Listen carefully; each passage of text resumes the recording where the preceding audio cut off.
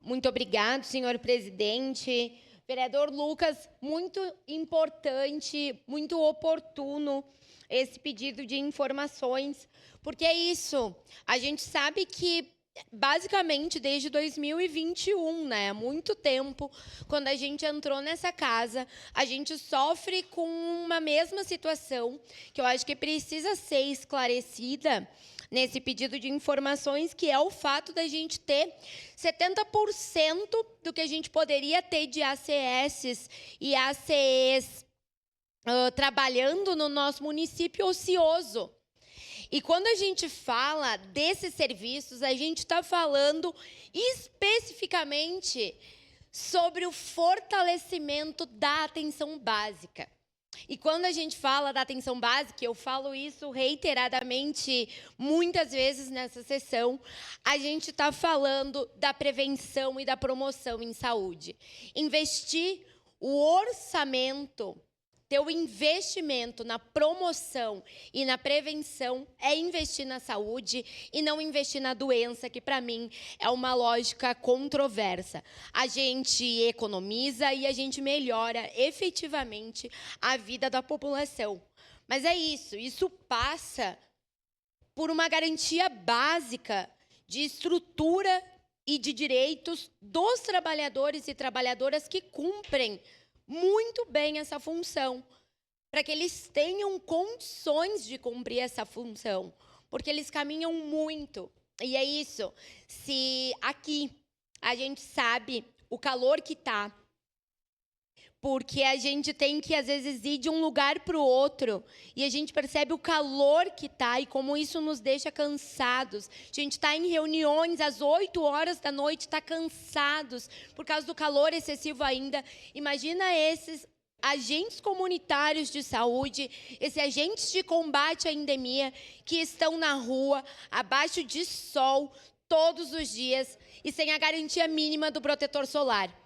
É isso. Falando em promoção e prevenção à saúde, protetor solar é prevenir câncer de pele. E isso a gente sabe há muito tempo. Eu acho que eu era criança e essa informação já era de conhecimento dos profissionais da saúde. Então, não é nenhum avanço da medicina o protetor solar. É uma coisa bem básica, que a gente já tem há muito tempo estabelecido como algo que nos ajuda a prevenir coisas importantes. Então, é isso. A gente precisa da garantia mínima dos direitos. E eu quero reforçar a importância de nós termos tido, na semana passada, a implementação do ESUS, que veio muito tardiamente. Infelizmente, essa gestão, que é de continuidade desde 2021, poderia, e no meu entender, deveria ter implementado o ESUS na nossa cidade.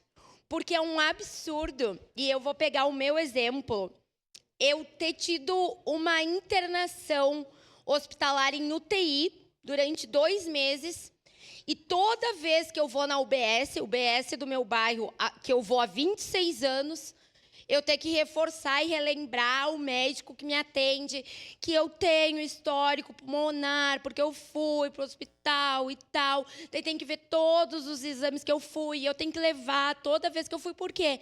Porque não tem um sistema integrado que fale que eu fui para a UPA, que fale... Não tem. E é muito necessário. Porque a gente pensa, e na clareza, de tu conseguir explicar teu histórico hospitalar. Mas e se a gente parar para ver a realidade mesmo? As pessoas, às vezes, não conseguem fazer, e a gente recebe muito na Comissão de Saúde, essas situações das pessoas não conseguirem fazer as relações das suas doenças, do seu histórico familiar. E isso é feito pelos agentes comunitários de saúde de forma excepcional. E que importante agora eles terem o ESUS, eles terem um sistema integrado, onde eles podem lançar esses dados sem precisar primeiro fazer no papel para depois fazer no sistema. E isso já está lá na UBS. E isso já está lá na UPA, quando tu tem algo que tu precisa procurar a média complexidade. É muito importante essa implementação tardia, mas a gente precisa também deixar o nosso agradecimento ao Ministério da Saúde, ao Governo Federal, que faz lindamente esse trabalho de fortalecimento da nossa atenção básica. Muito obrigada. com a palavra a vereadora Rose Frigieri.